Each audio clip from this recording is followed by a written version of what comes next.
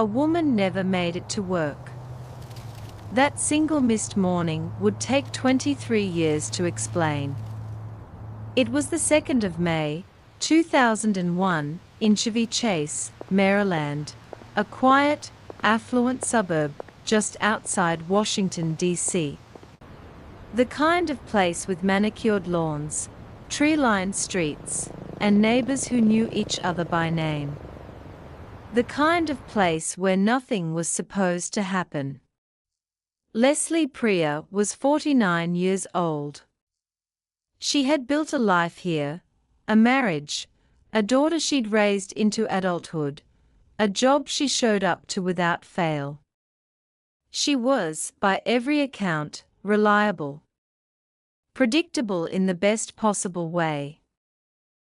So when she didn't arrive at work that morning, and didn't call, and didn't answer the phone, the people who knew her sensed almost immediately that something was wrong. Someone went to check on her. What they found inside her own home would haunt investigators, her family, and an entire police department for more than 2 decades. Leslie had been beaten, strangled, killed inside the place she should have been safest in the world. There was no dramatic break-in, no obvious forced entry that pointed to a stranger kicking down a door. Just a devastated household, and somewhere out there, a killer who had already, quietly, gone back to living an ordinary life. Let's take a step back, to understand who Leslie Priya was, and the world this crime dropped into. Chevy Chase in 2001 was not a place that made national headlines for violence. It was, and still is, one of the more affluent communities bordering the nation's capital, home to professionals, long-time Maryland families, and a strong sense of community stability. Leslie fit into that fabric. She was a mother first. Her daughter, Lauren, was already grown, but the two remained close, the way families do when the hardest years of parenting are behind them, and what's left is simply relationship, phone calls, visits, the ordinary rhythm of a mother and daughter who genuinely liked each other's company. Detectives arriving at the scene in those first hours would have gone through the motions that every homicide investigation follows, securing the perimeter, documenting the scene, searching for any sign of forced entry, canvassing the neighborhood for witnesses. On the surface, some of it must have looked almost mundane, a well-kept house, a well-kept street, no chaos, no clear struggle spilling out into public view. But inside, the story was very different. Blood evidence was collected from the scene. In hindsight, that single detail would end up being the most important piece of evidence in the entire case, though nobody in that room in 2001 could have known it yet. It was carefully logged, sealed, and stored, the way physical evidence in an unsolved homicide always is, on the chance that someday, somehow, it might matter again. No one could have predicted just how long someday would take. Because in 2001, DNA testing existed, but it existed within limits. Forensic scientists could match a sample to a known suspect already sitting in a database. What they could not yet do was take an unknown, unidentified genetic sample and trace it outward, through second cousins, third cousins, distant relatives, who had never been arrested for anything in their lives, to eventually arrive at one specific person. That kind of technology was still years away, sitting in research labs, not yet in the hands of local police departments. So detectives did what detectives could do with the tools available to them. They interviewed family. They interviewed friends. They looked at the people who had been close to Leslie and to her daughter, the people who had passed through their home over the years, the ordinary web of relationships that surrounds anyone who has lived a full life in one place for a long time. Nothing broke the case open. No single name rose to the surface as an obvious suspect. And as the months wore on, the leads that had once felt promising began to dry up, one by one, until the active file quietly became something else. A case that was still open, technically, but no longer moving. This is the part of so many cold cases that rarely makes it into the true crime retelling, the long, grinding middle. Not a dramatic twist, but silence. Detectives rotating off the case, retiring, moving to other assignments. Years passing in a way that feels almost disrespectful to the victim, even though no one intends it that way. The file moving from an active desk to a cold case archive, one more unsolved name in a drawer that never seemed to get any lighter, no matter how many new cases piled up around it. For Leslie's family, that silence was its own kind of torment. There is a particular grief that comes with losing someone to violence and never getting an answer. It doesn't fade the way ordinary grief sometimes does. It sits unresolved for every anniversary, every holiday, every unanswered why. Birthdays come and go. Family gatherings happen with an absence at the center of them. And underneath all of it, a question that never stops asking itself, who did this, and why haven't they been found? Lauren, Leslie's daughter, grew up, if you can call it that when you're already an adult, in the shadow of her mother's unsolved murder. She married. She built her own life, the way people do, because life insists on continuing whether or not the questions have been answered. But the case stayed with her, the way it stays with so many families of cold case victims. An old wound that never fully closes, because there's no verdict to close it with. No name. No face.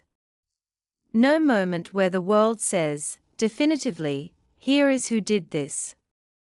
What Lauren did not know, what no one could have possibly known, was that the answer had, in a sense, already crossed her path, years earlier, in the most ordinary way imaginable. As a teenager, she had dated a young man from a family that knew hers. Their worlds had overlapped in the way suburban families' worlds do, shared neighborhoods, shared social circles, the small-town familiarity that exists even inside a major metropolitan area like Washington, D.C. He was not a stranger. He was not an outsider standing at the edge of the frame. He was someone who had sat at tables, attended gatherings, existed on the margins of family life. And in more than 2 decades, he never once raised suspicion. Then, genetic genealogy changed everything.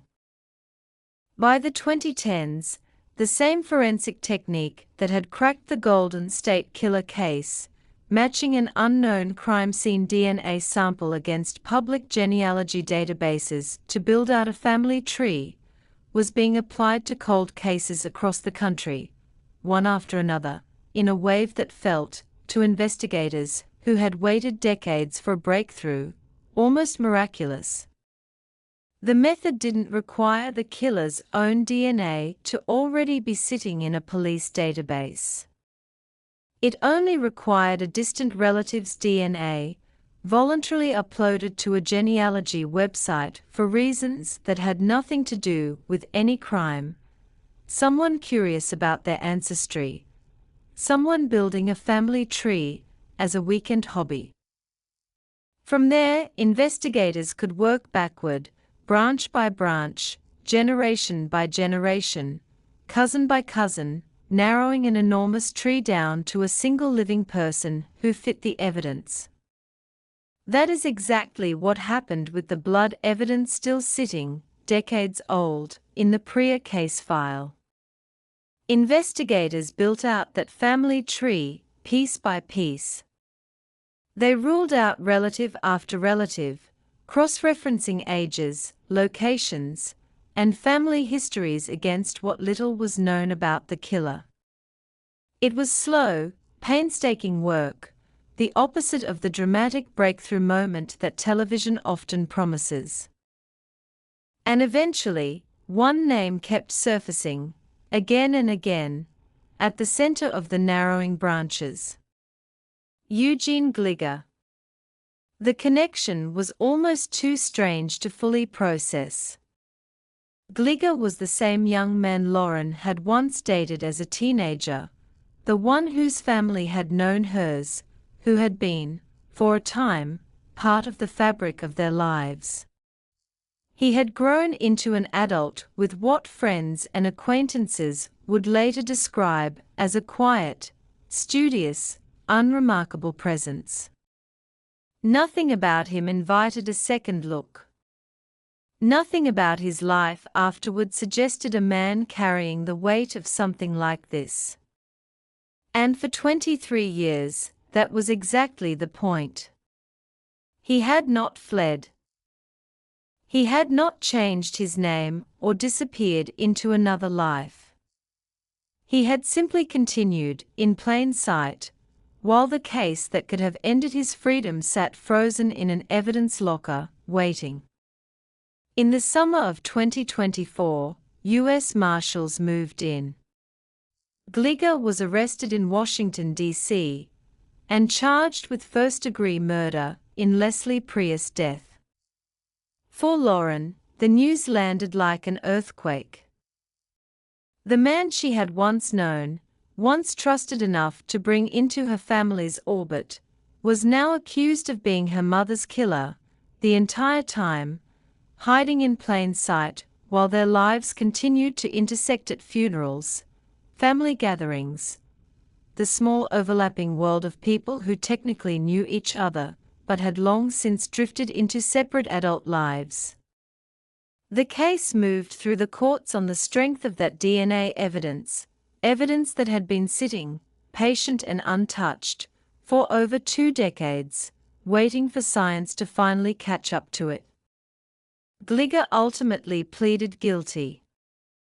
He was sentenced to 22 years in prison, a number that can never undo what was taken from Leslie Priya, or from the daughter left to carry her memory, but one that finally, formally, assigns responsibility to a name, closing a file that had sat open for longer than some investigators' entire careers. For Montgomery County investigators, the case became something of a proof of concept, evidence of what they had been saying for years. Cold cases are never truly closed, not as long as evidence still exists.